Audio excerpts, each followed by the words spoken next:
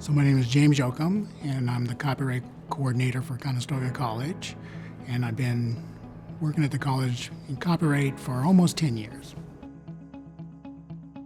Big part of what I do is education, so that would be teaching faculty and staff and students about copyright. And someone might ask me a question about copyright, I still try to give them an answer that explains why or why we cannot use something. A lot of things what I'll do is, of course, I answer copyright questions, but I'm also try to help faculty find resources that they can use. And OERs are my go-to because of the flexibility. First of all, I just love the idea of OERs, that there's a resource out there that people really put their heart into to create so that students have an option rather than buying a textbook. So a lot of the, like the library resources are great, but they're not open. So there's certain restrictions that kind of are in place for that. So we can maybe link to an article, but we can't actually upload the article to our learning management system. But the OERs really open up a lot more options, and it could be just an image you're looking for, or it could be a chapter, or it could be the whole book, or a whole book, or multiple books. So it really makes it a little bit easy for me to offer faculty an option and something that's not going to cost the students anything. An OER, an open educational resource, still has copyright. There's still a copyright element to it. It's not just something out there that nobody owns. And understanding what the creator of that document wants us to use it, how to use it, is really important. For example, you might have a open educational resource that has a non-derivative license. That means you cannot change it. So that means if faculty come to me and say, well, I'd love this resource, but I'd like to modify it for my own use, then I'd have to explain that it's still copyright protected, and that's one of the things that the creator of this document is, they don't want us to change it. So we have to follow whatever that license is, but copyright's still part of an OER.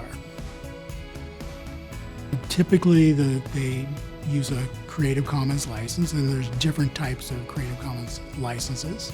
And I always tell faculty that you can think of a Creative Commons license as pre-permission to copy something. At the very least, you can copy it. So at the most basic license is what we call CC BY, which BY just means attribution. So yeah, you can copy my work, you can change my work, just give me credit.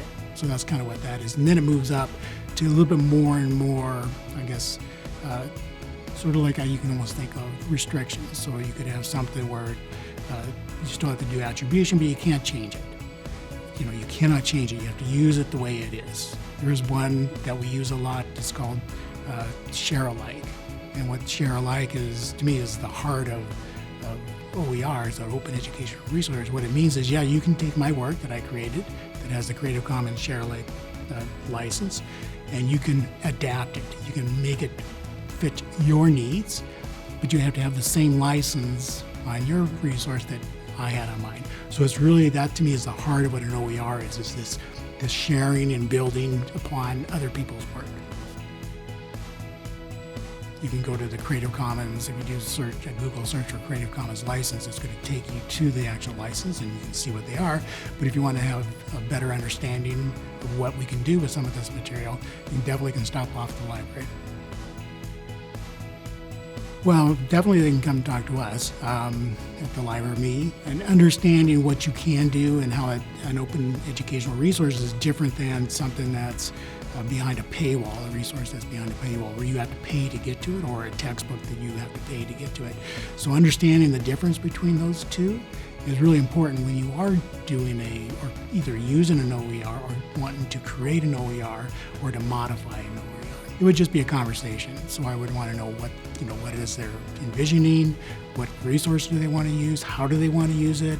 Is it just going to be reading, or do they want to take some of the activities from that OER and put it into, let's say, an online course? So I kind of like to get more information, and then we can, I can start talking about the license once I know what the resource is. So it's more of a conversation, and I'm always happy when people contact me about it, OERs especially. It's great to see someone, really putting their heart and soul into an OER. Occasionally we've had a case where we have to say, okay, well, we can't use that resource that you want to include in your OERs, but here's an option that we could use.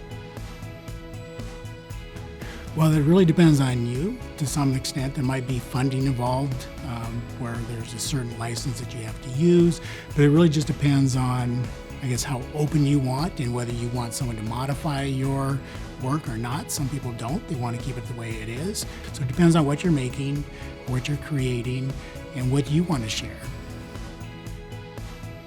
For someone that wants to create an OER, is you're an expert. The fact that you want to do this is you're the expert, and you really want to write from your heart, like your experience, what you've gone through. Do your research, but it's really coming from your passion and whatever you believe in and from your heart.